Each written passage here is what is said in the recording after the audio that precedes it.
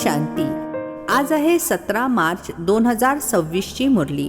महावाक्य आहे, गोड मुलांनो, तुम्ही सच्च्या सत्य बाबांकडून सत्य कथा ऐकून नरापासून नारायण बनत आहात. तुम्हाला 21 जन्मांकरिता बेहदच्या बाबांकडून वारसा मिळतो. प्रश्न आहे, बाबांच्या कोणत्या आज्ञेचे पालन करणारी मुलेच पारसबुद्धी बनतात? उत्तर आहे, बाबांची आज्ञा आहे, देहाच्या सर्व नात्यांना विसरून बाबांची आणि राजाईची आठवण करा. हेच सद्गतीसाठी सद्गुरूचे श्रीमत आहे. जे या श्रीमताचे पालन करतात अर्थात देही अभिमानी बनतात, तेच पारसबुद्धी बनतात. गीत आहे, आज अंधेरे में हम इंसान, ज्ञान की रोशनी दे भगवान. ओम शांती. ही कलयुगी दुनिया आहे. सर्व अंधारामध्ये आहेत. हाच भारत प्रकाशामध्ये होता. जेव्हा हा भारत स्वर्ग होता, हेच भारतवासी जे आता स्वतःला हिंदू संबोधत आहेत, हे मूळ देवी देवता होते. भारतवासी स्वर्गवासी होते. जेव्हा इतर कोणताच धर्म नव्हता, एकच धर्म होता. स्वर्ग, वैकुंठ, बहिष्ठ, हेवन ही सर्व भारताचीच नावे होती. भारत अतिशय प्राचीन, पवित्र, अतिशय श्रीमंत होता. आता तर भारत कंगाल आहे, कारण आता कलयुग आहे. ते सतयुग होते. तुम्ही सर्व भारतवासी आहात. तुम्ही जाणता आपण अंधारामध्ये आहोत. परंतु जेव्हा स्वर्गामध्ये होतो तर प्रकाशामध्ये होतो. स्वर्गाचे राजराजेश्वर, राजराजेश्वरी लक्ष्मी नारायण होते. त्याला सुखधाम म्हटले जाते. नवीन नवीन मुले येतात तर बाबा पुन्हा पुन्हा समजावून सांगतात, बाबांकडूनच तुम्हाला स्वर्गाचा वारसा घ्यायचा आहे, ज्याला जीवनमुक्ती म्हटले जाते. आता सर्व जीवनबंधमध्ये आहेत. खास भारत, आम दुनिया, रावणाचे जेल शोकवाटिकेमध्ये आहेत. असे नाही की रावण काही फक्त लंकेमध्येच होता आणि राम भारतामध्ये होते आणि त्याने येऊन सीता चोरली. या सर्व आहेत दंतकथा. गीता आहे मुख्य. सर्व शास्त्रांमध्ये शिरोमणी श्रीमत अर्थात भगवंताने ऐकवलेली गीता. मनुष्य तर कोणाची सद्गती करू शकत नाहीत. सतयुगामध्ये होते जीवनमुक्त देवी देवता, ज्यांनी हा वारसा कलयुग अंतामध्ये प्राप्त केला होता. भारताला हे माहीत नव्हते ना कोणत्या शास्त्रामध्ये आहे. शास्त्र तर सर्व आहेत भक्ती मार्गासाठी. ते सर्व भक्ती मार्गाचे ज्ञान आहे. सद्गती मार्गाचे ज्ञान मनुष्य मात्रामध्ये नाही आहे. बाबा म्हणतात की मनुष्य मनुष्यांचे गुरु बनू शकत नाहीत. गुरु काही सद्गती देऊ शकत नाही. ते गुरु म्हणतील भक्ती करा, दान पुण्य करा. भक्ती द्वापार युगापासून चालत आली आहे. सतयुग त्रेतामध्ये आहे ज्ञानाचे प्रारब्ध. असे नाही, तिथे हे ज्ञान सुरू राहते. हा वारसा जो भारताला मिळाला होता, तो बाबांकडून संगमावरच मिळाला होता, जो आता पुन्हा तुम्हाला मिळत आहे. भारतवासी नरकवासी महान दुःखी बनतात. तेव्हाच बोलावतात, हे पतित पावन, दुःख हरता, सुख करता. परंतु कोणाचा? सर्वांचा. कारण खास भारत आणि आम दुनियेमध्ये 5 विकार आहेतच आहेत. बाबा आहेत पतित पावन. बाबा म्हणतात, मी कल्पाच्या संगमावर येतो आणि सर्वांचा सद्गतीदाता बनतो. अबलांचा, अहिल्यांचा, गणिकांचा आणि गुरु लोक जे आहेत, त्यांचा देखील उद्धार मलाच करायचा आहे. कारण ही तर आहेच पतित दुनिया. पावन दुनिया सतयुगाला म्हटले जाते. भारतामध्ये या लक्ष्मी नारायणाचे राज्य होते. हे भारतवासी जाणत नाहीत की हे स्वर्गाचे मालक होते. पतित खंड अर्थात झूट खंड, पावन खंड अर्थात सचखंड. भारत पावन खंड होता. या लक्ष्मी नारायणाची सूर्यवंशी डिनायस्टी होती. हा भारत आहे अविनाशी खंड, जो कधी विनाश होत नाही. जेव्हा यांचे राज्य होते तेव्हा इतर कोणताच खंड नव्हता. ते सर्व नंतर येतात. शास्त्रांमध्ये सर्वात मोठी चूक तर हीच केली आहे, जे कल्प लाखो वर्षांचे लिहिले आहे. बाबा म्हणतात की ना कल्प लाखो वर्षांचे असते ना सतयुग लाखो वर्षांचे असते, कल्पाचा कालावधी 5000 वर्षांचा आहे. ते मग म्हणतात की मनुष्य 84 लाख जन्म घेतात. मनुष्याला कुत्रा, मांजर इत्यादी बनवले आहे, परंतु त्यांचा जन्म वेगळा आहे. 84 लाख व्हरायटी आहेत. मनुष्यांची व्हरायटी एकच आहे, त्यांचेच 84 जन्म आहेत. बाबा म्हणतात, मुलांनो, तुम्ही आदी सनातन देवी देवता धर्माचे होता. भारतवासी आपल्या धर्माला ड्रामा प्लॅन अनुसार विसरलेले आहेत. कलियुगाच्या अंतामध्ये अगदीच पतित बनले आहेत. मग बाबा येऊन संगमावर पावन बनवतात. याला म्हटले जाते दुःखधाम. मग पुन्हा सुखधाममध्ये पार्ट असेल.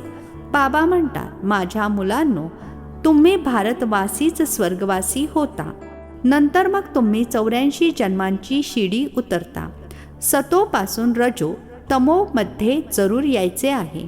तुम्हा देवतां इतके श्रीमंत, एव्हर हॅपी, एव्हर हेल्दी इतर कोणीच नसतात. भारत किती श्रीमंत होता. हिरे माणके तर मोठमोठ्या दगडांप्रमाणे होते. कित्येक तर तुटून गेले आहेत. बाबा तुम्हा मुलांना आठवण करून देत आहेत की तुम्हाला किती श्रीमंत बनविले होते. तुम्ही सर्व गुण संपन्न, 16 कला संपूर्ण होता.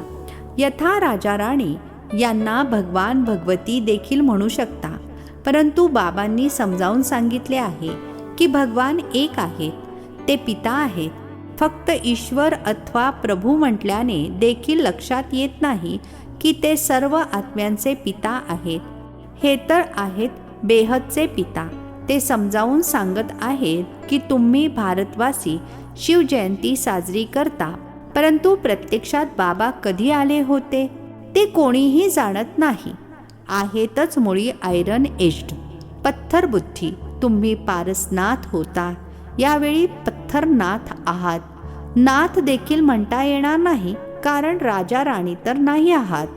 पहिले इथे दैवी राजस्थान होते, नंतर मग आसुरी राज्य बनते. हा खेळ आहे. तो आहे हदचा ड्रामा. हा आहे बेहदचा ड्रामा. दुनियेचा इतिहास, भूगोल आधीपासून अंतापर्यंत तुम्ही आता जाणता आहात, इतर कोणीही जाणत नाहीत. भारतामध्ये जेव्हा देवी देवता होते तर साऱ्या सृष्टीचे मालक होते आणि भारतामध्येच होते. बाबा भारतवासियांना आठवण करून देत आहेत. सतयुगामध्ये आदी सनातन देवी देवता होते. त्यांचा श्रेष्ठ धर्म, श्रेष्ठ कर्म होते. नंतर मग 84 जन्मामध्ये उतरावे लागेल. हे बाबा बसून कथा ऐकवत आहेत की आता तुमच्या अनेक जन्मांच्या अंताचा जन्म आहे. ही काही एका जन्माची गोष्ट नाही आहे, ना युद्धाचे मैदान इत्यादी आहे. भारतवासी हे देखील विसरले आहेत की यांचे अर्थात लक्ष्मीनारायणाचे राज्य होते. सतयुगाचा कालावधी जास्त वाढल्याने खूप दूर घेऊन गेले आहेत. बाबा समजावून सांगत आहेत की मनुष्याला भगवान म्हणू शकत नाही. मनुष्य मनुष्याची सद्गती करू शकत नाही. एक म्हण आहे की सर्वांचा सद्गतीदाता, पतितांना पावन करणारा एकच आहे. हा आहे झूठखंड. सत्य बाबा सचखंड स्थापन करणारे आहेत. भक्त पूजा करतात, परंतु भक्ती मार्गामध्ये ते ज्यांची पण पूजा करत आले आहेत त्यापैकी एकाचीही बायोग्राफी अर्थात जीवनचरित्र जाणत नाहीत. शिवजयंती तर साजरी करतात. बाबा आहेत नवीन दुनियेचे रचयिता, हेविनली गॉडफादर, सुख देणारे. सतयुगामध्ये सुख होते. ते कोणी आणि कसे स्थापन केले? नरकवासियांनी स्वर्गवासी बनविले. भ्रष्टाचारींना श्रेष्ठाचारी देवता बनविले. हे तर बाबांचेच कार्य आहे. तुम्हा मुलांना पावन बनवतो. तुम्ही स्वर्गाचे मालक बनता आणि मग तुम्हाला पतित कोण बनवतो? हा रावण. मनुष्य म्हणतात सुख दुःख ईश्वर देतात. बाबा म्हणतात मी तर सर्वांना सुख देतो. मग अर्धा कल्प तुम्ही बाबांची आठवण करणार नाहीत आणि मग जेव्हा रावण राज्य सुरू होते तेव्हा मग सर्वांची पूजा करू लागतात. हा तुमचा अनेक जन्मांतील अंताचा जन्म आहे. म्हणतात बाबा आम्ही किती जन्म घेतले आहेत? बाबा म्हणतात मुलांनो, तुम्ही तुमच्या जन्मांना जाणत नाही. तुम्ही पूर्ण 84 जन्म घेतले आहेत. तुम्ही 21 जन्मांकरिता बेहदच्या बाबांकडून वारसा घेण्याकरिता आला आहात. अर्थात सच्च्या सत्य बाबांकडून सत्यकथा, नरापासून नारायण बनण्याचे ज्ञान ऐकत आहात. हे आहे ज्ञान, ती आहे भक्ती.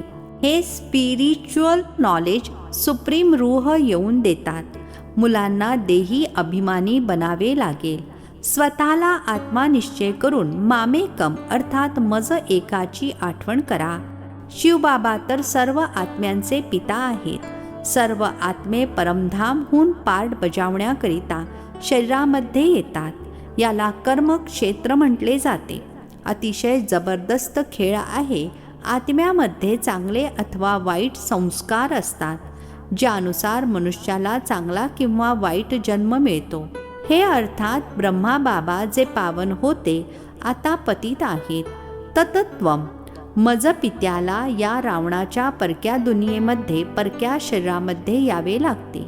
मी येतो देखील त्याच्यामध्येच, जो पहिल्या नंबरमध्ये जाणारा आहे. सूर्यवंशी पूर्ण 84 जन्म घेतात. हे आहेत ब्रह्मा आणि ब्राह्मण. बाबा दररोज समजावून सांगतात, परंतु पत्थर बुद्धीला पारसबुद्धी बनविणे काही मावशीचे घर नाहीये. माझ्या आत्म्यांनो, एका बाबांची आठवण करा आणि राजाईची आठवण करा. देहाच्या नात्यांना सोडा, तेव्हाच पारसबुद्धी बनाल. मरायचे तर सर्वांनाच आहे. आता सर्वांची वानप्रस्थ अवस्था आहे. सर्वांचा सद्गतीदाता एका सद्गुरूशिवाय इतर कोणीही असू शकत नाही. बाबा म्हणतात, माझ्या भारतवासी मुलांनो, तुम्ही अगोदर पारसबुद्धी होता. गायले गेले आहे की आत्मा परमात्मा अलग रहे बहुकाल, ऐसो सुंदर मेलो लग गयो, सद्गुरु मिल्यो दलाल. तर सर्वप्रथम तुम्ही भारतवासी देवी देवता धर्माचे आला आहात. इतर धर्माचे नंतर आले आहेत. त्यामुळे त्यांचे जन्म देखील थोडेच असतात. साऱ्या सृष्टीचे झाड कसे फिरते ते बाबा बसून सांगत आहेत. जे धारणा करू शकतात त्यांच्यासाठी खूप सोपे आहे. आत्मा धारण करते. पुण्य आत्मा आणि पाप आत्मा तर आत्माच बनते. तुमचा अंतिम 84वा जन्म आहे. तुम्ही वानप्रस्थ अवस्थेमध्ये आहात. वानप्रस्थ अवस्था असणारे मंत्र घेण्याकरिता गुरु करतात. तुम्हाला आता बाहेरचा मानवी गुरु करायचा नाही आहे. तुम्हा सर्वांचा मी पिता, टीचर, सद्गुरू आहे. मला म्हणतातच मुळी, हे पतित पावन शिवबाबा. आता स्मृती आली आहे. सर्व आत्म्यांचे हे पिता आहेत. आत्मा सत्य आहे, चैतन्य आहे, कारण अमर आहे. सर्व आत्म्यांमध्ये पाठ भरलेला आहे. बाबा देखील सत्य चैतन्य आहेत. ते मनुष्य सृष्टीचे बीजरूप असल्या कारणाने म्हणतात की मी संपूर्ण झाडाच्या आदी मध्य अंताला जाणतो. म्हणून मला नॉलेजफुल म्हटले जाते. तुम्हाला देखील सारे नॉलेज आहे की बीजातून झाड कसे उगवते. झाड वाढण्यासाठी वेळ तर लागतो. बाबा म्हणतात की मी बीजरूप आहे. शेवटी मग सारे झाड जडजडीभूत अवस्थेला प्राप्त होते. आता पहा, देवी देवता धर्माचे फाउंडेशनच राहिलेले नाही आहे. प्रायः लोप झाले आहे. जेव्हा देवी देवता धर्म नष्ट होतो तेव्हा बाबांना यावे लागते. एका धर्माची स्थापना करून बाकी सर्वांचा विनाश करवतात. प्रजापिता ब्रह्माद्वारे बाबा स्थापना करत आहेत. आदी सनातन देवी देवता धर्माची. तुम्ही आला आहात भ्रष्टाचारीपासून श्रेष्ठाचारी देवता बनण्याकरिता. हा ड्रामा बनलेला आहे. याचा कधीही शेवट होत नाही. बाबा येतात. सर्व आत्मे ब्रदर्स आहेत. मूल वतनमध्ये राहणारे आहेत, जे त्या एका पित्याची सर्वजण आठवण करतात. दुःख में सिमरण सब करे, सुख में करे न कोय. रावण राज्यामध्ये दुःख आहे, त्यामुळे इथे त्यांचे स्मरण करतात. तर बाबा सर्वांचा सद्गती दाता एक आहे. त्यांची महिमा आहे. बाबा जर आले नाहीत तर पावन कोण बनवणार. ख्रिश्चन, इस्लामी इत्यादी जे कोणी मनुष्य आहेत ते सर्व यावेळी तमोप्रधान आहेत. सर्वांना पुनर्जन्म जरूर घ्यायचा आहे. आता पुनर्जन्म मिळतो नरकामध्ये. असे नाही की सुखामध्ये निघून जातात. जसे हिंदू धर्माचे म्हणतात की स्वर्गवासी झाला तर जरूर नरकामध्ये होता ना. आता स्वर्गामध्ये गेला, तुमच्या मुखामध्ये गुलाब. जर का स्वर्गवासी झाला तर मग त्याला नरकातील आसुर पक्वान्ने का खाऊ घालतात? पित्र खाऊ घालतात ना. बंगालमध्ये मासे, अंडी इत्यादी खातात. अरे त्यांना हे सर्व खाण्याची काय गरज आहे? असे परत आपल्या घरी कोणीही जाऊ शकत नाही. जेव्हा की पहिल्या नंबरवाल्यांना 84 जन्म घ्यावे लागतात. या ज्ञानामध्ये अजिबात त्रास नाही. भक्ती मार्गामध्ये किती मेहनत करावी लागते. राम राम जपता जपता अंग रोमांचित होते. हा सर्व आहे भक्ती मार्ग. हे सूर्य, चंद्र इत्यादी प्रकाश देणारे आहेत. हे देवता थोडेच आहेत. वास्तविक ज्ञान सूर्य, ज्ञान चंद्रमा आणि ज्ञान सितारे ही सारी इथलीच महिमा आहे. अच्छा, गोड गोड खूप खूप वर्षांनंतर भेटलेल्या मुलांप्रती मात पिता बाप दादांची प्रेमपूर्वक आठवण आणि सुप्रभात. आत्मिक पित्याचा आत्मिक मुलांना नमस्ते. आम्हा आत्मिक मुलांचा आत्मिक पित्याला नमस्ते. धारणेसाठी मुख्य सारांश आहे. पहिला पॉइंट आहे, या अंतिम 84व्या जन्मामध्ये कोणतेही पापकर्म अर्थात विकर्म करायचे नाही. पुण्य आत्मा बनण्याचा पूर्णतः पुरुषार्थ करायचा आहे. संपूर्ण पावन बनायचे आहे. दुसरा पॉइंट आहे, आपल्या बुद्धीला पारसबुद्धी बनविण्याकरिता देहाच्या सर्व नात्यांना विसरून देही अभिमानी बनण्याचा अभ्यास करायचा आहे. आजचे वरदान आहे, जुन्या संस्कारांपासून अथवा विघ्नांपासून मुक्ती प्राप्त करणारे सदा शक्ती संपन्न भव. जुन्या संस्कारांपासून अथवा विघ्नांपासून मुक्ती प्राप्त करणारे सदा शक्ती संपन्न भव. स्पष्टीकरण आहे, कोणत्याही प्रकारच्या विघ्नांपासून, कमजोरींपासून किंवा जुन्या संस्कारांपासून मुक्ती हवी असेल तर शक्ती धारण करा, अर्थात अलंकारी रूप होऊन राहा. जे अलंकारांनी नेहमी सजलेले राहतात ते भविष्यामध्ये विष्णुवंशी बनतात, परंतु आता वैष्णव बनतात. त्यांना कोणताही तमोगुणी संकल्प अथवा संस्कार टच करू शकत नाही. ते जुनी दुनिया अथवा दुनियेतील कोणतीही वस्तू आणि व्यक्तींपासून सहजच किनारा करतात, अर्थात दूर राहतात. त्यांना कारणे अकारणे सुद्धा कोणीही टच करू शकत नाही. स्लोगन आहे, प्रत्येक वेळी प्रत्येक कर्मामध्ये बॅलन्स ठेवणे हेच सर्वांचे आशीर्वाद प्राप्त करण्याचे साधन आहे. प्रत्येक वेळी प्रत्येक कर्मामध्ये बॅलन्स ठेवणे हेच सर्वांचे आशीर्वाद प्राप्त करण्याचे साधन आहे. हे अव्यक्त इशारे निश्चयाच्या फाउंडेशनला मजबूत करून सदैव निर्भय आणि निश्चिंत राहा. जसे दोन जिवलग मित्र असतात तर त्यांच्यामध्ये जर कोणी त्यांची निंदा करण्यासाठी येतो तर ते त्याच्या भावाला बदलून टाकतात. जिथे निश्चय असतो तिथे शब्दाचा भाव बदलून साधारण गोष्ट होते. तर प्रत्येकाच्या विशेषतेला पहा, तेव्हाच अनेक असून देखील एक असल्याचे दिसून याल. एकमत संघटन होईल. कोणी कोणाच्या निंदात्मक गोष्टी ऐकवत असतील तर त्याला पुष्टी देण्याऐवजी ऐकविणाऱ्याचे रूप परिवर्तन करा. अच्छा, ओम शांती. नवनवीन मराठी व्हिडिओज प्राप्त करण्यासाठी सबस्क्राईब करा मराठी गॉडलीवूड चॅनलला.